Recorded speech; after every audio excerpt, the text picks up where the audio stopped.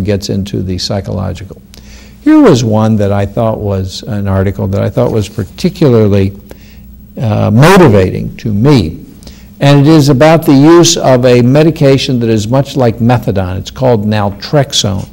I don't know what the commercial name of it is, but they put naltrexone together with an antidepressant called bupropion, which is the same thing as Wellbutrin, and they found out that this combination helped people lose weight and keep it off.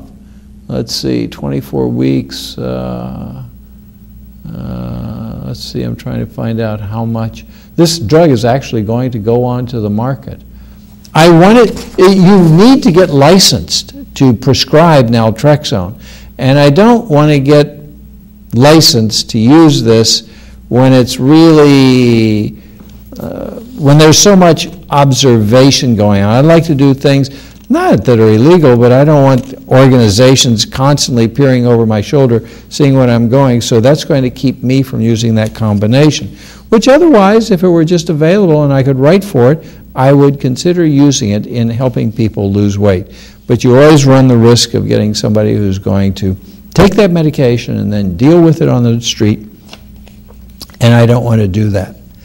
The Atkins diet harms blood vessels. That comes as absolutely no surprise.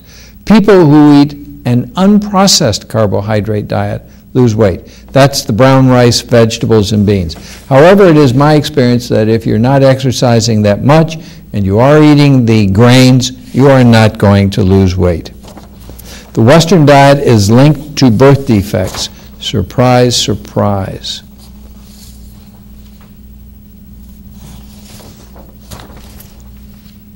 Muted morning cortisol response linked to chronic fatigue in women. Oh, 2 minutes. You know, chronic fatigue is a difficult problem, and it's hard to figure out what's going on. I believe that these people also have that same issue of a history of abuse when they are younger, a history of men, women. And then I've had patients, there are two types of patients I have that have chronic fatigue. Those who have chronic fatigue and make them and overcome it even though they still have it, and those people who are sort of constantly hindered by it. Well, you might say, yeah, dummy, there are those people who have the more severe and the less severe varieties. Not really. It's more of a mindset of doing what needs to be done and talking less about it rather than talking more about it. Morning fatigue, however, they do have biochemical abnormalities which can be shown, and it is in the area of the hormones that are related to energy production, cortisol. Now, what is this one about? Why did I put this one here? Sleep difficulties, vitamin D. Okay, vitamin D. What is the story about vitamin D?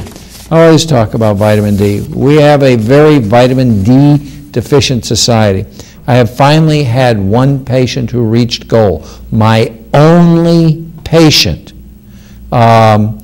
Everybody else I consider vitamin D deficient. Some are close.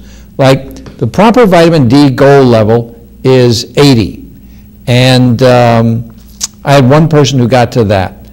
All the rest were, I have a few at the 60s and 70s, and they're pretty good. But mostly people are in the 10, 20, 30 range. All right, that's pretty much it. Good day and God bless you all. If you're also having trouble sleeping, try some apple cider in water. Apple cider vinegar in water. Good day, God bless you all. Robert Silverstein, MD, for the Preventive Medicine Center, 549-3444. See you on YouTube.